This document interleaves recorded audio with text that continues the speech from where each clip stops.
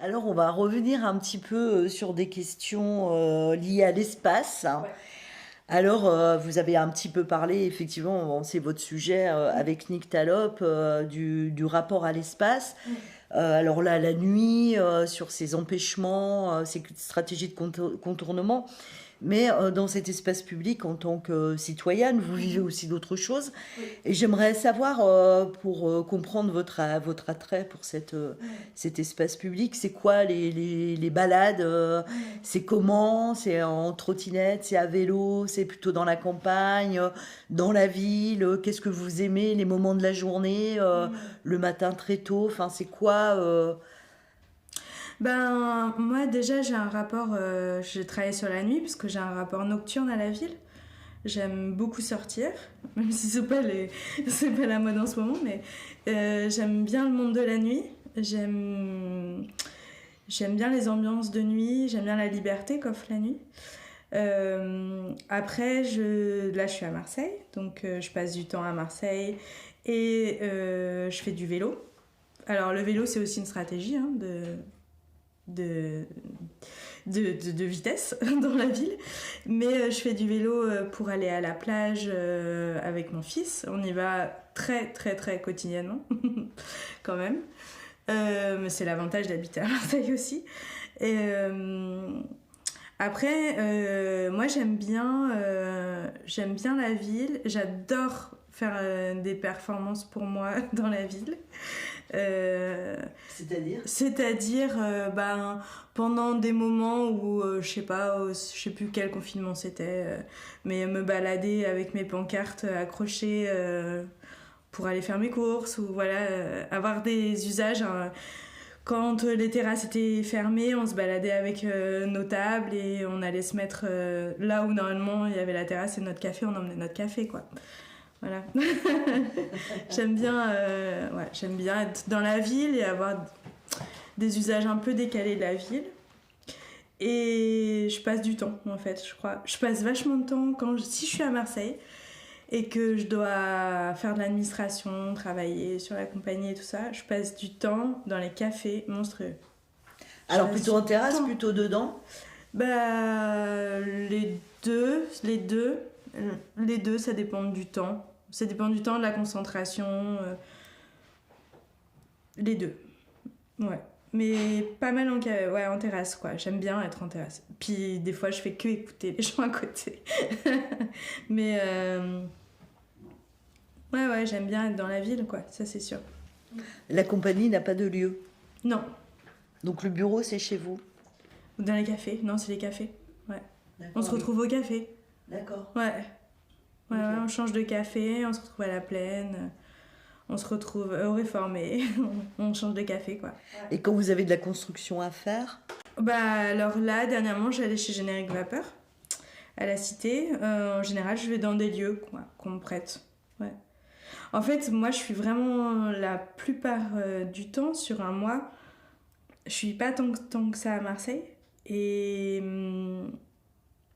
je travaille beaucoup où je vais être, quoi. Là, par exemple, tout à l'heure, je vais pas repartir tout de suite. Bah, j'ai plein de trucs à faire avant. Enfin, c'est mobile, quoi. Mm. Et alors, pour revenir à Mm. cet usage de l'espace, hein, Mhm. vous avez parlé de la conscientisation de ces stratégies de contournement, Ouais. etc.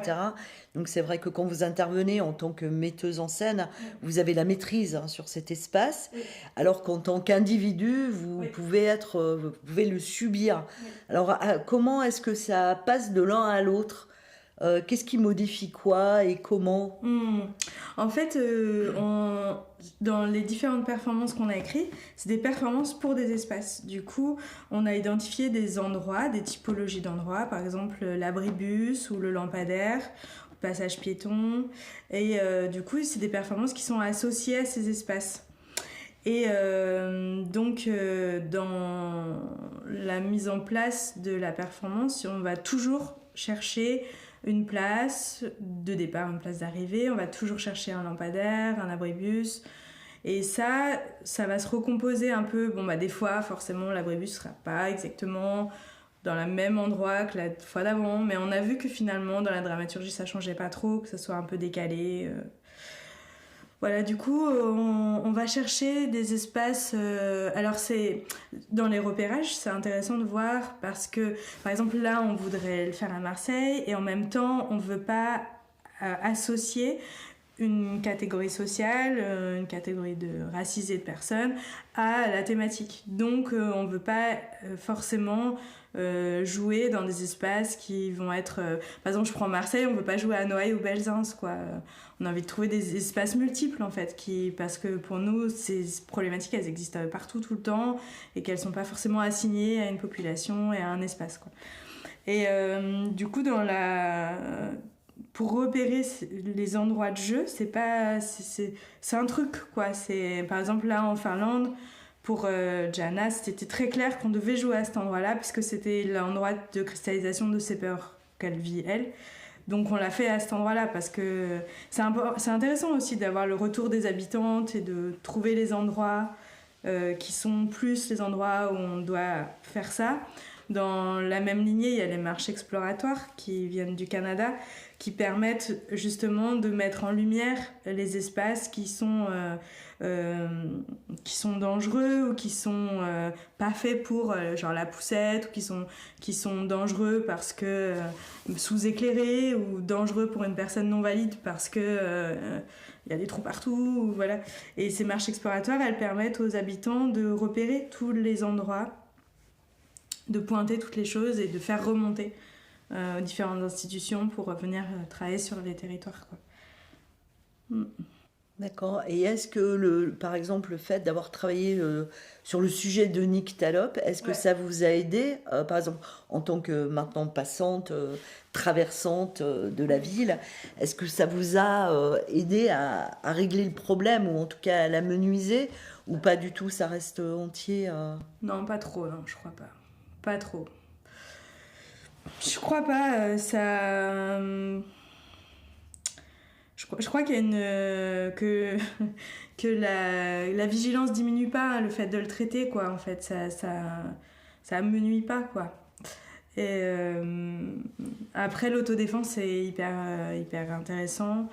J'ai fait une formation une fois, j'aimerais bien en faire d'autres. Voilà, je pense que...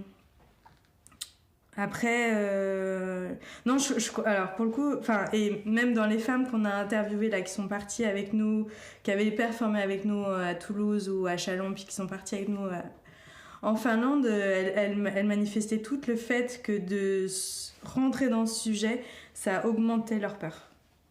Enfin, que du coup, ça a augmenté la vigilance par rapport à cet endroit-là. Ouais, au sujet. Ouais. Donc je crois pas, mais c'est ok, je crois. De toute façon, ça existait déjà. Donc, Et du coup, en tant que maman, bon, vous avez un petit garçon. Un jour, vous aurez peut-être une petite fille aussi.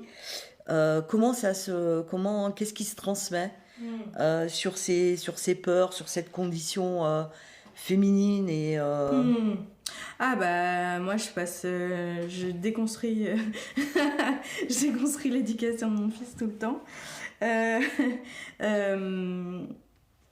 Bah après il a 7 ans, mais pour moi il est hyper éclairé entre guillemets, hyper conscient de plein de choses. Il connaît comment dire, par exemple la dernière fois c'était la grève, je gardais des enfants. Et puis il dit à un autre enfant ah bah maman la semaine prochaine elle part travailler sur la boîte de Pandore sur le viol. Il dit ça, il a 7 ans, à l'autre qui dit ah mais c'est quoi le viol, tu vois. Et ouais il est bah après voilà on discute quoi, on discute beaucoup. C'est important, surtout sur l'âge qu'il a et que les autres ont. On vit à Marseille, on a du relais aussi de nos amis. On est une tribu, on est beaucoup. On a tous des enfants du même âge et on se les garde vachement, quoi. Ça, les enfants, ils circulent bien d'une famille à l'autre et tout. Donc quand on est là, on en a souvent d'autres. et on passe le nôtre aussi. Et ouais, je pense que lui, il est allé visiter une chapelle, je sais pas quoi, là, dans une marche qu'il a fait avec son père. Et il a écrit dans le truc de la chapelle, là où on peut marquer des souhaits, un truc où il disait j'aimerais que les violences policières s'arrêtent. Il a 7 ans, quoi. Donc il est aiguisé, en fait, sur plein de choses. Et est-ce que le fait d'avoir un garçon, ça vous a rassuré ou est-ce que pour vous c'était kiff-kiff Non, ça m'a inquiétée quand on vivait à la campagne, là où il a eu une petite phase pas très longue, mais où c'était vraiment le bleu et les tracteurs. Ça m'a inquiétée, j'étais là, mais pas pourquoi, mais qu'est-ce qu'on a fait? Et en fait, je crois qu'il y a des trucs qui passent, quoi, qui sont liés pas qu'à nous du tout, hein. Voilà, c'est un enfant qui vit dans son milieu, quoi. Et qui est en interaction avec les autres, donc forcément, voilà. Après, par exemple, ça c'est rigolo, il a très peur du noir. Et donc là, on a fait, il y a pas longtemps, un petit rituel pour qu'il passe ce truc du noir. Et ça faisait partie du manuel de psychomagie là, de Jodorowsky. Et du coup, il fallait l'habiller en noir, le peindre en noir, éteindre toutes les lumières, et qu'il se balade partout dans la maison pour devenir une ombre. Et pour appréhender l'espace. Et voilà. Et il a trop aimé, en fait, faire ça, c'est marrant. Et du coup, ouais, voilà, trouver des petites manières d'enchanter sa vie, quoi. Alors, on va revenir aussi un peu au travail artistique. C'est quoi les disciplines, ou comment vous les nommez, les disciplines que vous convoquez dans votre travail artistique? Alors, je convoque l'art textile en premier, l'art plastique. Je convoque le mouvement, alors que ce soit la danse. C'est pas vraiment la danse, c'est du mouvement en tout cas. Après, je convoque des formes c'est pas vraiment du théâtre, dans le théâtre classique, mais de mise en corps, quoi. Mise en corps, mais autre que de la danse, quoi. Présence. Et de performance. La performance, c'est important. Et est-ce qu'il y a des choses que vous ne faites pas, que vous interdisez? Est-ce que vous avez une forme d'autocensure? Ouais. C'est quoi? Et c'est sur quelle valeur, en fait? Eh ben, dans Nyctalope, je me suis auto-censurée du texte. Je voulais pas qu'il y ait de texte. Alors, je voulais pas qu'il y ait de texte parce que je voulais que la forme voyage. Et je voulais pas qu'il y ait de texte parce que je trouve qu'il y a des gens qui sont tellement forts dans le texte que je voulais pas m'y risquer. Je trouvais ça trop risqué ou trop... Ouais, je suis pas allée, quoi. On m'a dit d'y aller plein de fois, je suis pas allée. Mais ça, c'est une autre forme d'autocensure sur la création, enfin sur le média, mais lié à l'espace public parce qu'il y a un public qui n'est pas forcément choisi d'être là, etc. Est-ce qu'il y a des choses que vous interdisez par rapport au regard, en fait? Oui, j'ai entendu. Ouais. C'est une bonne question. Je me suis demandé plusieurs fois jusqu'où on pouvait aller. Je sais pas si je me suis auto-censurée, mais je me suis posé la question en considérant que, parce que du coup, donc il y a l'expérience pour les femmes et puis il y a l'expérience pour le public qui est différente. Pour le public, c'est une marche solitaire à travers la ville et on intervient dans le réel, normalement, sans barrière, normalement.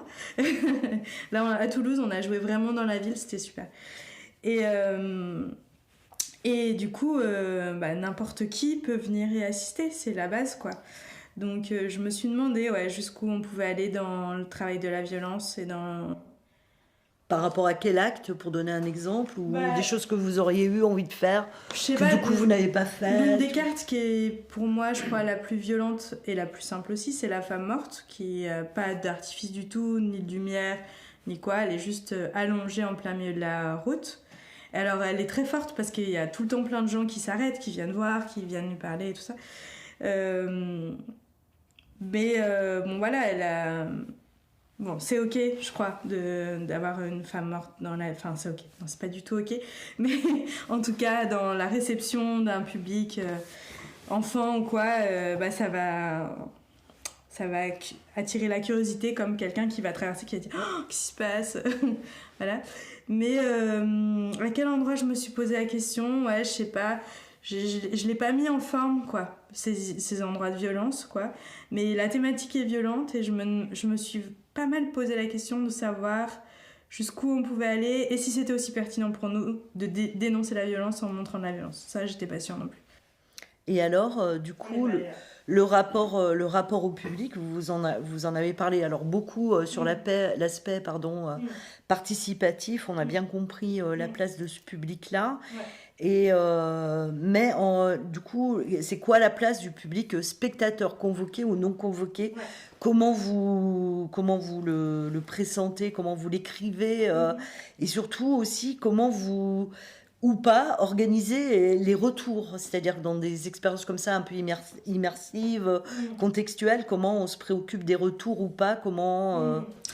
Alors, donc pour le public, donc c'est une marche solitaire. Ils partent les uns derrière les autres en passant un espèce de sas qui ressemble un peu à un vagin avec des trucs qui pendent et donc qui passent à l'intérieur et ils partent au compte-gouttes dans la performance.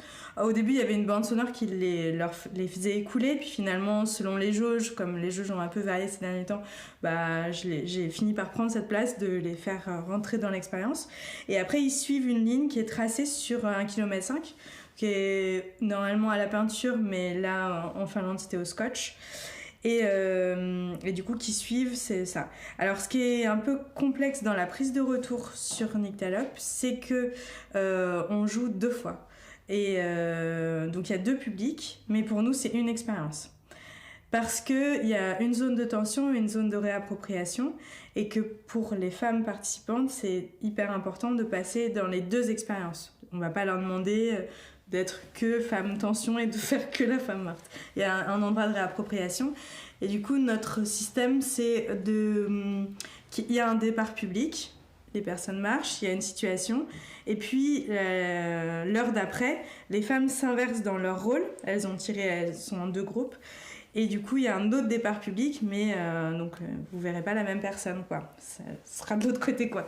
Du coup, il y a dans la fin de cette expérience-là et dans notre remise en place qui dure 15 minutes entre les 2, il y a une non-capacité de récupérer des retours dans la fin de ça, quoi. Alors après, on a pris des retours de personnes qu'on connaissait et sur lesquelles on leur avait demandé déjà des retours préalables, quoi, d'artistes qui nous intéressaient de questionner sur ces endroits-là. Et puis, on en récupère quand même, mais je pense que ça serait très, très bien de mettre en place un processus de retour vraiment...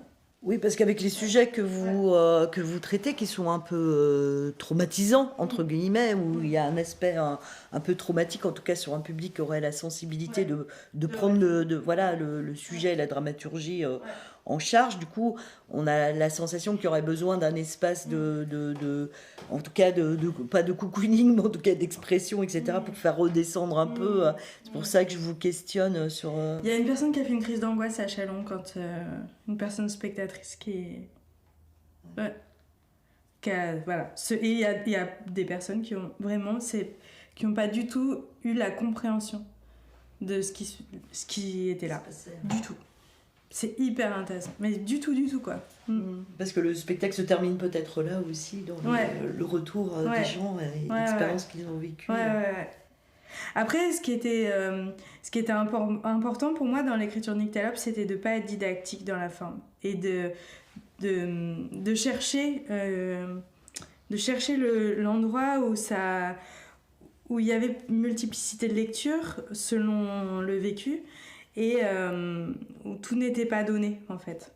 Et j'ai eu beaucoup de retours d'amis qui suivent le projet qui me disaient « Non, mais là, tu peux y aller, là. Tu peux encore dire. C'est pas encore didactique, tu peux encore y aller. Il y a de la marche. » Et c'était compliqué pour moi de pousser le curseur trop, d'aller trop à cet endroit-là. Ouais. Et après, alors là, on va parler d'espace public, mais plus comme lieu institutionnel, légiféré par des droits, etc. Donc c'est vrai que le secteur des arts de la rue a subi d'abord la crise sécuritaire liée aux attentats, puis maintenant la crise Covid. Donc qu'est-ce que ça a re-questionné pour vous ?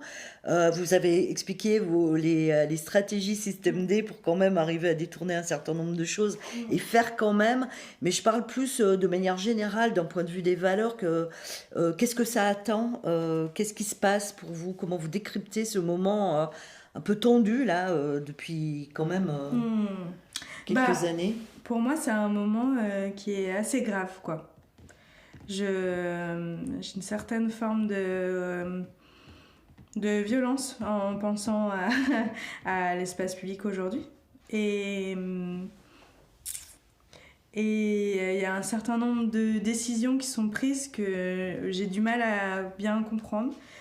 Et je crois que c'est très très important de connaître tout ce qui se passe. Alors ça bouge beaucoup, mais d'être très précis dans le décryptage des choses pour pouvoir naviguer dedans, ça c'est sûr. Après, de manière générale, c'est très violent en fait.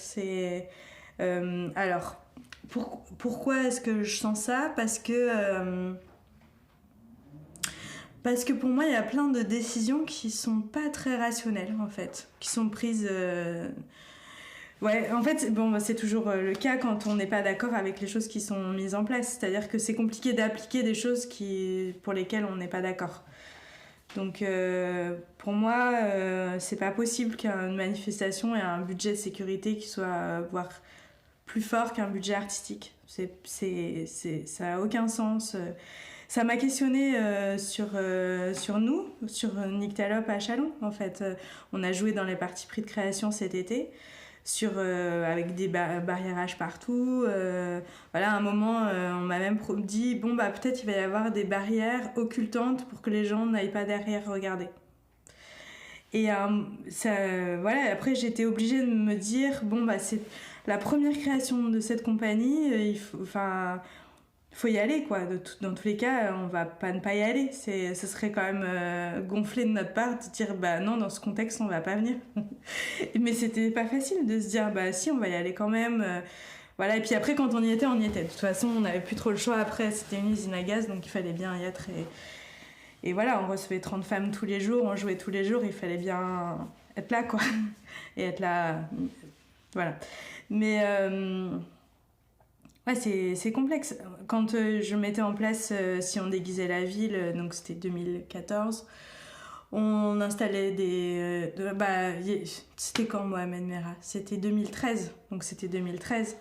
On avait voilà, moi, je montais des installations dans l'espace public. Très clairement, 2 mois avant, je déposais un dossier, je faisais plein de trucs. On montait des trucs sur les arbres, on laissait suspendus 1000 trucs dans la ville partout. Ça posait de problème plus ou moins à personne. Enfin, je veux dire, ça, voilà. Et aujourd'hui, là, on m'a proposé de reprendre. Donc l'année dernière, j'ai repris le carnaval, la direction du carnaval à Toulouse. Et cette année, on m'a proposé de continuer. Cette année, j'ai refusé. Je pense qu'aujourd'hui, je sais même pas en fait comment on peut faire. Et alors, dans cet espace public, il y a aussi une omniprésence de la domination masculine par les plaques de rue, les statues, et qui met aussi à l'honneur d'autres formes de dominance politique, économique, etc., etc. On a aussi un mobilier urbain qui est de plus en plus inhospitalier pour une certaine catégorie de la population qu'on veut évincer des villes. Et là, pour mettre peut-être un peu d'ouverture, un peu de lumière dans ces constats qui sont pas très drôles, vous, en tant que spécialiste un peu de cet espace public, c'est quoi pour vous, comme ça, de manière très spontanée, les 2-3 choses auxquelles il ne faut pas renoncer et puis, ou peut-être à inventer, qui sont essentielles pour... Pour moi, les endroits essentiels dans les villes, c'est les endroits de convergence, c'est les endroits de regroupement, en fait. C'est les endroits qui vont être des endroits de partage. Donc, alors à Marseille, c'est les parcs, quoi. Je veux dire, on a si peu d'endroits, si peu de parcs, on a si peu de bancs. J'avais compté, quand j'étais à l'affaire, j'avais fait une étude, j'habitais sous la gare. De la gare au Vieux-Port, j'avais compté le nombre de bancs qu'il y avait dans la rue. Mais il y en avait genre, je sais plus, j'avais pas les chiffres, mais il y en avait peut-être 4, quoi. Enfin, il y avait rien. Du tout. Du coup, il n'y a pas d'espace, en fait, pour être dans la ville. Ça, c'est terrible. Après, il y a plein d'améliorations à faire dans la ville. Après, je vis à Marseille, donc il y en a vraiment plein. Mais je dis pas que ça va pas changer, mais c'est sûr de se retrouver, de pouvoir être ensemble, et de pouvoir être ensemble pas forcément pour consommer quelque chose, d'être ensemble pas forcément pour être à une terrasse de café, ou pas forcément... Enfin, je sais pas, de créer d'autres usages de la ville et du être ensemble qui sont pas forcément liés à des choses liées à la consommation, quoi. Et alors, sur la question parce que dans cet espace public, il y a aussi beaucoup de gens qui ont un téléphone portable à la main, qui sont sans cesse rappelés par de multiples notifications à exister aussi dans une espèce de vie virtuelle sur les réseaux sociaux, en prenant beaucoup d'images, en communiquant beaucoup, etc. Est-ce que pour vous, cet espace virtuel, c'est aussi un espace public, et comment vous l'appréhendez ? Pour moi, les réseaux sociaux sont un espace public, très complexe et très grave aussi à certains endroits. En ce moment, je suis beaucoup une femme qui s'appelle Margaret Stern, je ne sais pas si vous la connaissez. Elle est l'une des personnes à l'origine des collages. Elle a des propos qui ne sont pas forcément les miens, avec lesquels je ne suis pas forcément d'accord, mais elle se fait lynchée sur les réseaux depuis une petite année, quoi. Et donc ça l'a emmenée à l'hôpital psy, quoi. Enfin, vraiment, c'est très grave, en fait, ce qui se passe aujourd'hui. Et il y a une espèce un déversement de violence. Et en plus, là, ça concerne vraiment des réseaux féministes assez proches, quoi, qui ont des idées différentes. Et aujourd'hui, c'est comme si on n'avait plus le droit d'avoir des idées différentes sur des sujets, quoi. C'est vraiment grave. Et c'est un peu, je sais pas, le signe d'une société saine, c'est de pouvoir être multiple et de pouvoir être pas d'accord, quoi. Et les réseaux sociaux sont vraiment complexes à cet endroit-là, parce qu'ils permettent à plein de gens de s'exprimer de manière complètement... Enfin, je veux dire, dans la vraie vie, tu serais vraiment puni pour faire ça, quoi. Enfin, en tout cas, dans le vivant, ça ne se ferait pas du tout, quoi. Donc, à la fois, c'est un espace public, pour moi, vraiment, où il y a des choses qui sont partagées, il y a aussi des choses positives qui sont partagées. Politiquement, ça sert à passer des messages, ça sert à s'organiser, ça sert à plein de choses. Il y a quand même aujourd'hui un truc, on est au début d'un phénomène qui va être quand même très très très grave, je crois, avec le méta qui arrive, quoi. Le méta, ça veut dire que tu peux acheter des chaussures sur méta, tu peux avoir un avatar et tes chaussures auront un vrai prix dans ta vie pour de vrai, quoi.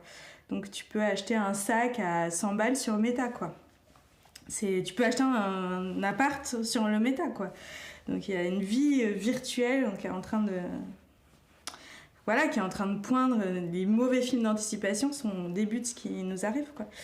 Et... ouais, je pense que c'est un endroit de pouvoir, un endroit de domination, un endroit de violence, un endroit d'expression aussi. Mais c'est vraiment un sujet, quoi. Et c'est un sujet qui doit être pris avec, je sais pas, avec beaucoup de... Je sais pas comment on pourrait faire vraiment, parce que ça relève du droit international aussi. Ça relève pas que de la France et de la loi française, quoi. Ça va au-delà de ça, quoi.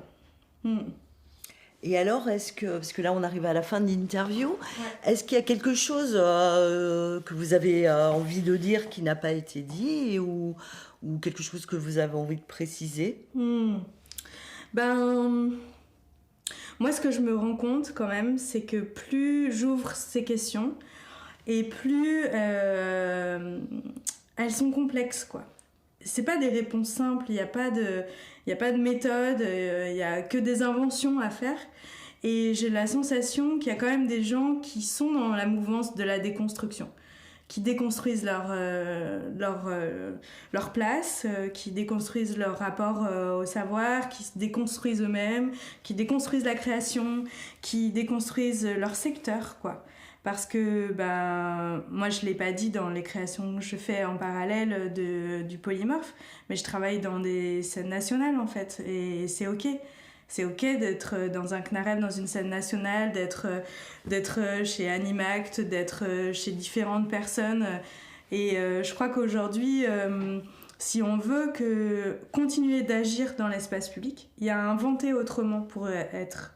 Parce que je sens que quand je disais qu'il y a le monde d'avant, quoi, c'est pas le monde de l'avant-Covid, mais il y a un peu... et je parle pas, quand je dis ça, je dis pas qu'il y avait le monde des arts de la rue, c'est pas ça que je dis. J'ai beaucoup de respect pour plein de compagnies, plein de choses qui se sont passées, et c'est ok, je suis pas du tout en train de dire ça. Mais je crois que pour continuer de faire ce qui nous intéresse tous et toutes là, de rencontrer des gens, de faire des choses dans la rue ensemble, ben peut-être il y a d'autres choses à inventer, quoi, pour arriver à ça. J'ai l'impression que la constitution de la labellisation des lieux et de la structuration du secteur qui a répondu à un moment à une situation sociale et politique est plus exactement au même endroit aujourd'hui et qui aurait à repenser en fait un système pour que ça puisse être inclusif et qu'on puisse continuer de faire des choses, quoi.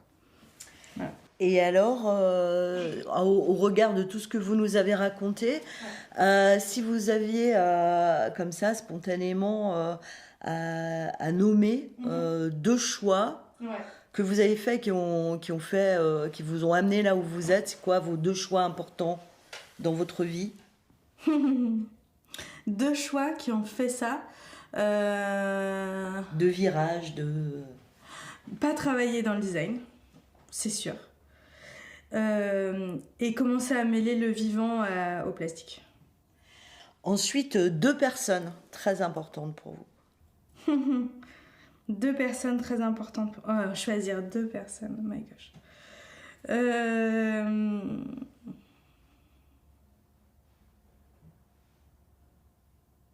En ce moment, mais alors c'est pas les personnes les plus importantes de ma vie, on va dire, mais c'est des personnes c'est des autrices en ce moment qui me font un peu naviguer. Il y a Amandine Gay qui est assez jeune et qui écrit sur l'adoption et qui a écrit La poupée en chocolat. En ce moment elle m'habite. Et puis il y a Elsa Dorlin en ce moment sur Travailler avec les violences. Voilà, c'est deux choses comme ça qui m'habitent, mais des personnes physiques du monde que je connais comme ça, qui sont proches, j'aurais trop peur d'oublier les autres. Et après, deux lieux inspirants, soit dans lesquels vous avez travaillé, dans lesquels vous fantasmez, réel ou imaginaire. J'ai un lieu virtuel, un vieux souvenir qui est mon lieu de rattachement. Vous savez, des fois, on a besoin d'un lieu de rattachement quand on veut revenir dans une situation. Voilà. J'ai un lieu qui est au Népal, dans la montagne, une petite maison comme ça qui est calée en flanc de colline, quoi. Et je crois que ça me servait pour l'accouchement, il me semble. D'avoir un lieu sur lequel on peut rentrer comme ça et reposer son esprit. Il y avait celui-là. Ça, c'est un lieu qui me plaît. Et après, l'autre lieu, le deuxième, je sais pas. C'est pas grave. Non, je sais pas. Merci Maëva Lovert. Merci.